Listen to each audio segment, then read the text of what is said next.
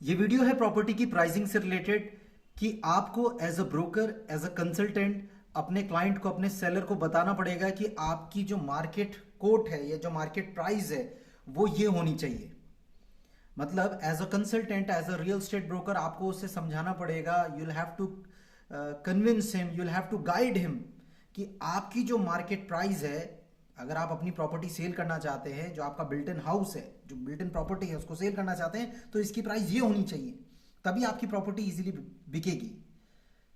ऐसा नहीं कि रैंडम सेलर कुछ भी प्राइस कोट कर रहा है। जैसे I I usually met lot of people in my life जो अलग अलग सेलर हैं। तो लेट्स सपोज अगर 5 करोड़ की प्रॉपर्टी है तो 8 करोड़ बोलते हैं, 1 करोड़ की प्रॉपर्टी है तो 2 करोड़ बोलते हैं। तो हम उन्हें समझाते हैं कि आपकी जो प्राइसिंग है वो ये होनी चाहिए।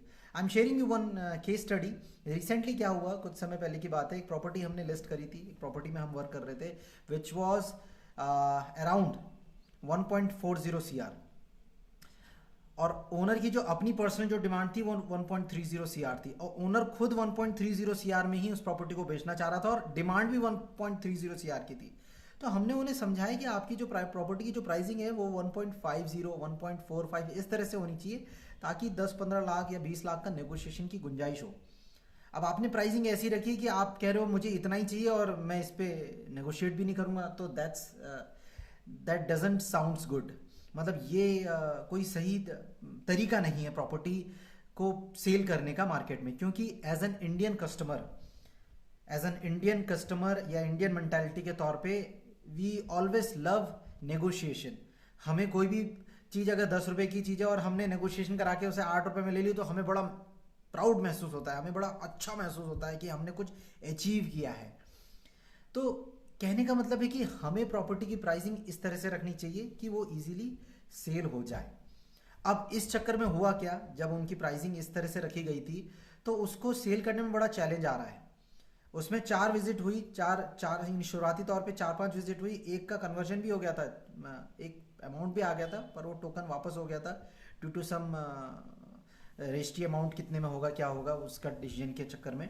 बट उसमें नेगोशिएशन भी, people are loving that property, मतलब लेना भी चाह रहे हैं, बट जो प्राइस है वो इतना ऐसा लगा रहे हैं जो सेलर दे नहीं रहा।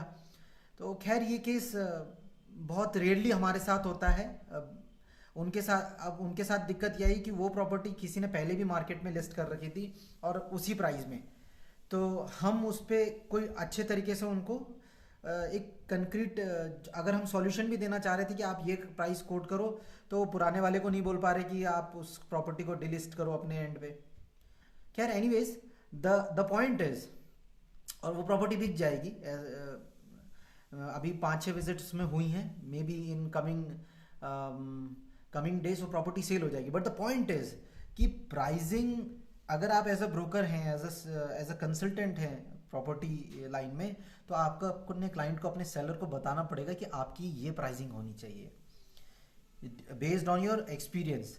क्योंकि सेलर को तो पता नहीं है ना, सेलर तो कुछ भी मांग लेगा, उसे नहीं पता भाई प्रॉपर्टी की वैल्यूएशन कैसे रखी जाती है। Maximum, I am telling you, maximum लोगों को नहीं पता होता कि उनकी प्रॉपर्टी की वैल्यूएशन किस आधार पर रखी जाए। अगर प्रॉपर्टी की वैल्यूएशन सही होगी, सही तरीके से आप उससे गाइड कर पाएंगे क्लाइंट को कि आपको ये प्राइसिंग रखनी चाहिए, तो आप भी उसे सही तरीके से हेल्प कर पाओगे। आपको ये बताना पड़ेगा अपने सेलर को कि आप इस तरह से प्राइसिंग रखिए ताकि मैं भी हेल्प कर सकूँ आपकी प्रॉपर्टी को सेल करने में इजीली, है ना। तब आपको भी ये मलाल नहीं रहेगा कि यार हमने प्राइस गलत रखी, ये रखी, वो रखी, है। इसलिए अपनी प्राइसिंग अपने क्लाइंट को, जो सेलर है, उसको ढंग से गाइड कीजिए, उसको बताइए कि this should be your price.